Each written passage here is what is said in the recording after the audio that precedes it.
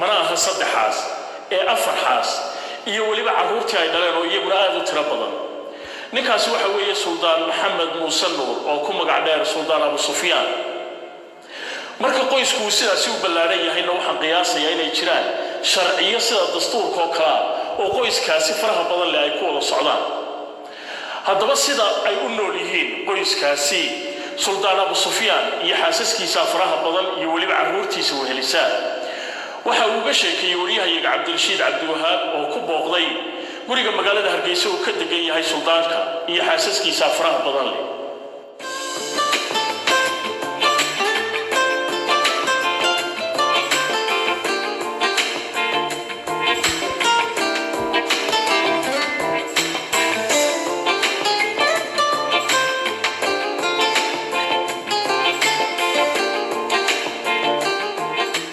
سلطان أبو سفيان مركز روحات نوجا ورنتا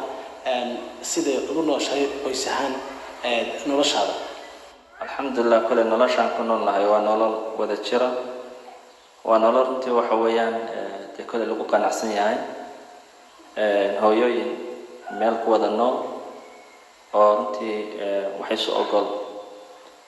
حيابها هنا برنامج صوت بيننا وكل فيا أما إن تدخل نصاب بقدان وسي أي وكان هو يويك الصوماليات إن أنا وضعهنا هو يوين وحسوت دن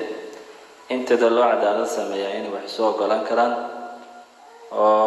وحويا أنا قوس لسكتاجني والله أرن يعني إلا سوق هنا أما أي وضع قبصدان صورة قل ما هنا لا أرن لا أركو هو يوين بدن وناسين الشران حديث عدالة هلان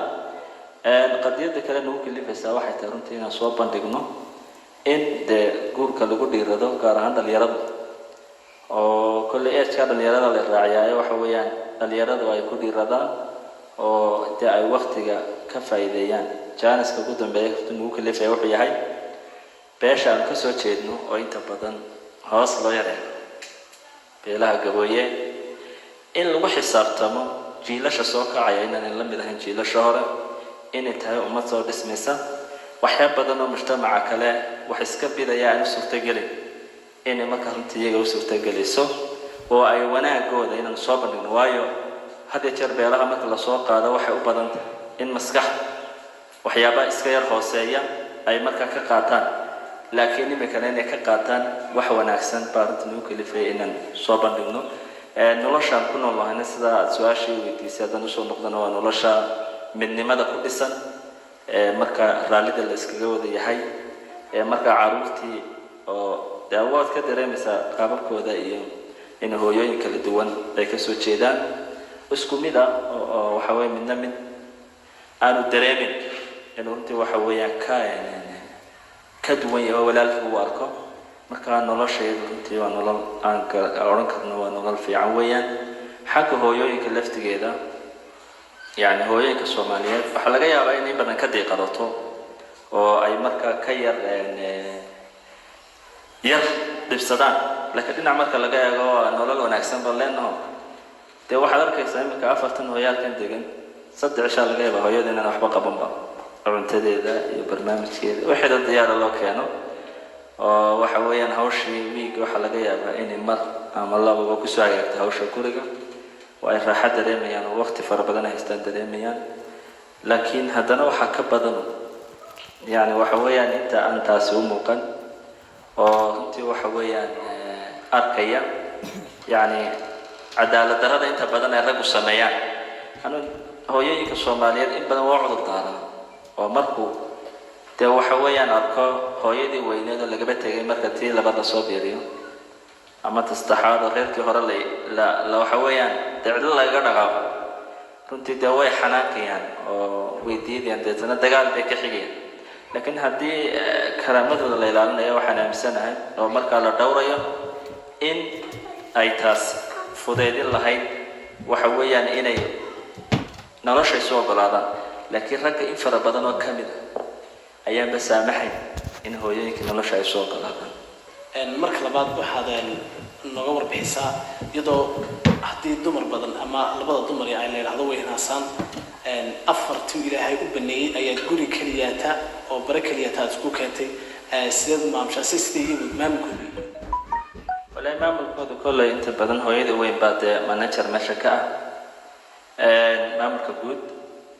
maamulo gaar oo jiraan hooyada dee gurigeeda habeenkaa loo leeyahay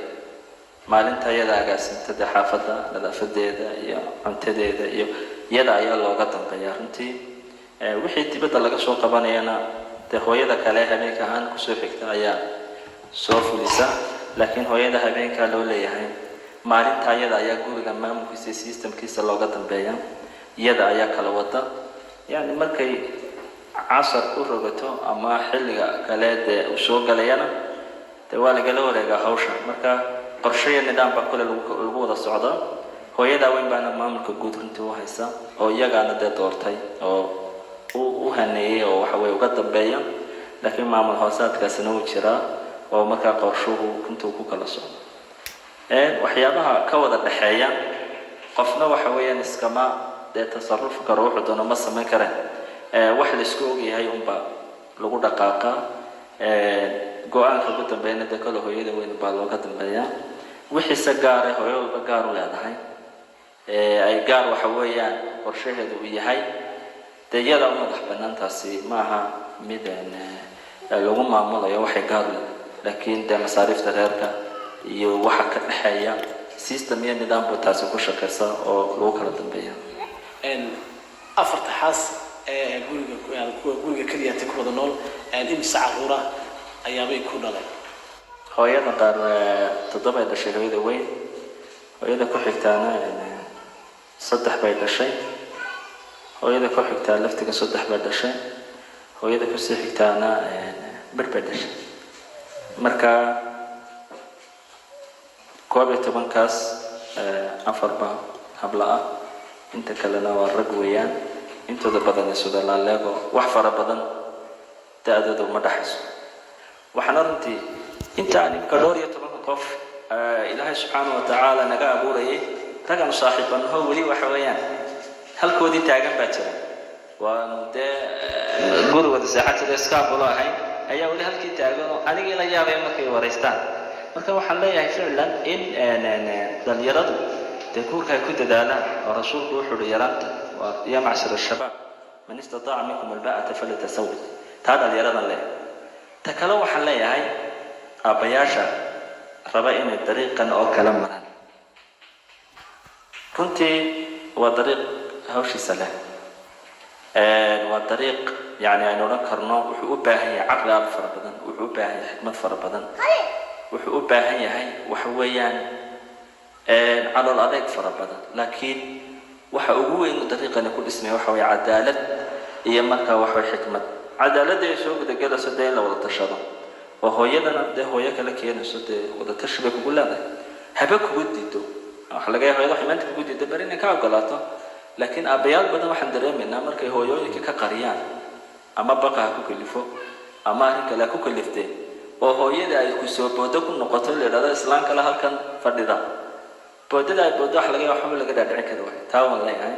in abayaashu had iyo jeer xikmada ilaaliyaan waan ilaaliyaan waqtiga hawsha uu galaya munaasab ma tahay misamaha waxa weeyaan